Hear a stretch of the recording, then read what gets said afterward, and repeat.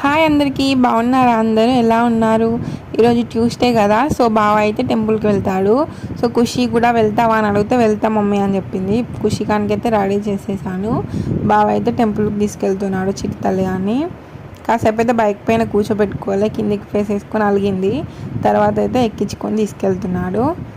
వీళ్ళిద్దరు వచ్చేసరికి నా వంట అయితే అయిపోయింది. కర్రీ రైస్ పెట్టేశాను.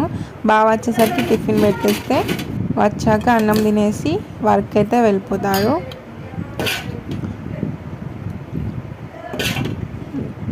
వీళ్ళిద్దరైతే టెంపుల్కి వెళ్ళేసి అయితే వచ్చి బయట ఉన్నారు.